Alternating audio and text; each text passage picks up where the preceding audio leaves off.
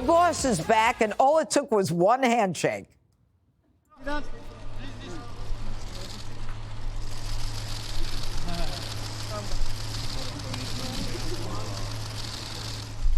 Okay. Donald Trump giving a firm but powerful handshake to French President Emmanuel Macron while attending the Notre Dame Cathedral reopening in Paris. World leader after world leader were lining up to greet the president-elect on his first trip since the election. Trump meeting with Ukrainian President Zelensky and Prince William. Even the First Lady was charmed, Dr. Jill Biden appearing very friendly with President-elect Trump during the ceremony, despite her long history of making nasty remarks about him. As for why her husband Joe Biden wasn't there, well, it seems like the old man is checked out. A Democrat close to senior lawmakers telling Politico, quote, "In conversations that I'm having, they don't even mention the president. It's kind of sad. It feels like Trump is president already." All right, Jesse, I'm going to start with you. What's with the handshake? Is it a power move? Oh, it's a power move, all right, Judge. What is it? I've been the victim of the power move. When he grabs you, he pulls you in all of a sudden if you don't realize it. It's symbolic because it shows he's in control, and America is in control. I mean, you look at France, they're throwing up tariffs against California wine. They're not really paying their fair share of NATO. We protect them. They're suing the bejesus out of Google. It's time for America to assert a little bit of power, and it's fun to watch. I liked what he said about Prince William. He goes, he's better looking in person. Now, as someone who's been the victim of that compliment many times, it's obviously in the royal family's head now. People say that, Jesse, you look so skinny in person. Thank you? What do I look like on television? I hate when people say that, so maybe Trump had a reason for saying that. Maybe he's going to deport his brother, too. It's good that the president is demanding respect, because Biden didn't demand respect. Remember, Biden's getting lost in jungles. He's falling asleep. He's pardoning his son. They rolled out the red carpet for a sitting president. And he might as well be the sitting president because he's dictating trade and immigration terms. He's taking meetings with CEOs and world leaders. This guy is running things, and he's not even there yet. I heard he wanted to light the White House Christmas tree, Dana. All right, I'll go to Dana with that. You know, Dana, Biden has 42 days left, and they're pushing him to do all kinds of things like executive orders to stop Trump, give more money to Ukraine. Now we hear the FDA is going to make a move real fast to get rid of the color in candies because it's got some kind of pesticide or something in it. Should Biden help his party, or do you think he's angry and he ought to just say, well, you've been blaming me for the loss, to hell with you? I think it's fascinating that basically it's Jesus take the wheel. There is nobody in charge. And don't take it from us. Look at all of the blind quotes from Democrats quoted all throughout the media today saying, what is he doing? He's just frittering away the last 6 weeks. Yes, they're doing, one of the things they're doing that's really bad is they're shoveling out as much of that green energy project stuff as they can. And Jesse, you could do a little investigation as to who got rich out of that, because that is a huge problem. It is incredible to see how Biden ran in 2020 saying, world leaders love me, and they mock Trump behind his back. To world leaders saying, we don't even want to talk about Joe Biden. All we want to do is meet with President Trump. But they also are doing this for their own benefit, okay? Because they know there's a new sheriff in town, but in their own countries, this strain of populism and frustration with migration, especially in Western Europe, is leading governments to be toppled. And they realize that, so they're trying to get on board.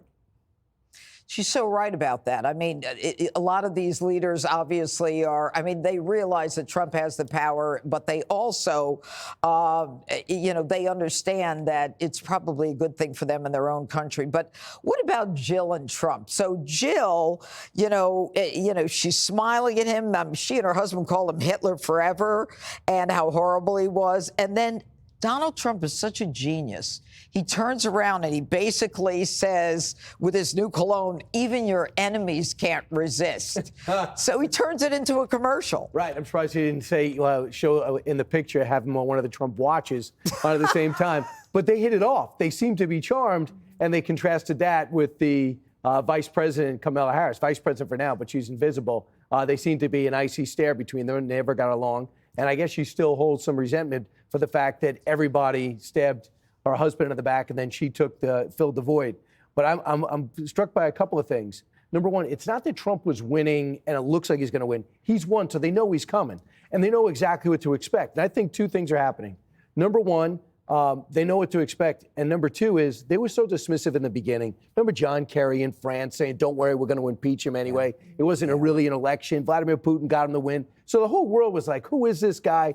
America doesn't like him. They don't accept him. There's controversy with his victory. Now that he's left and sees who replaced him, they're saying, I miss the other guy. And a lot of his ideas were right about NATO paying the fair share, about trying to get the Abrahams going in the Middle East. And I thought it was very candid of him to say, with Macron in his version of the Oval Office, the world's a mess right now.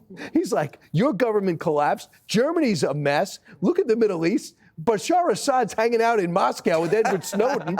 And now who's running that country? So all hell's breaking loose. And by the way, Iran's never been more vulnerable. So when Trump takes over, Trump is in an interesting spot now. He's got it's almost like preseason. You get to plan exactly what you're going to do when you take over. So I'm finding it fascinating. And the other thing is I love is Trump's demeanor.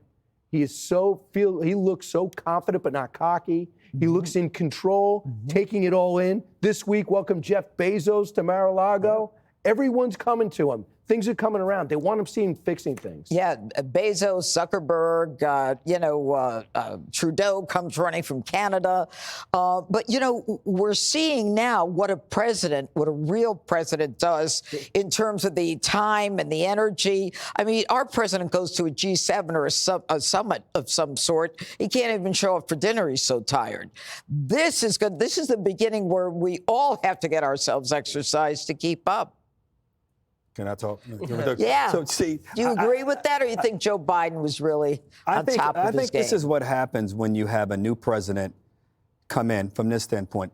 For the world to see Joe Biden and President Trump have that kind of interaction, it's good. When the world knows the kinds of things that were said about one another by each of them, for the world to even see when Donald Trump succeeded Barack Obama with the exchanges that the two of them had, and that we have this peaceful exchange of power, I think it's just a continuation from the day when Joe Biden and Donald Trump met in the Oval Office, and it was as peaceful and as compelling a meeting as one would want in their presidents, too. I'm rooting, I hope every American is rooting for President Trump at this very moment, and will be able to continue rooting for him. We have a messy world. I would argue that Joe Biden, as we sit here today from 4 years ago, Ukraine is stronger, Russia is weaker, Iran is weaker because Ukraine is stronger? Than 4 years ago, absolutely. Than 2 years ago before they were invaded. The day they were invaded, I recall coming on this show and we thought that they would fall within 2 weeks. This is not a statement about rooting for or against anyone. I'm only saying President Trump, the world views him in a certain way. And the world views him and respects him in ways, which I think your question was trying to get at, Judge, in ways that they didn't with President Biden. Having said that, I'm rooting for him because I want the country to do well. I don't think he undermined President Biden by being in Paris. I think Mrs. Biden being there and their daughter being there was a wonderful thing.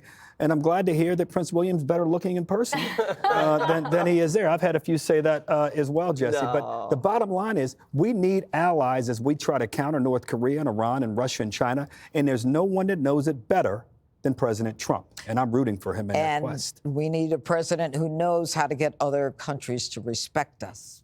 Click here to subscribe to the Fox News YouTube page to catch our hottest interviews and most compelling analysis. You won't get it anywhere else.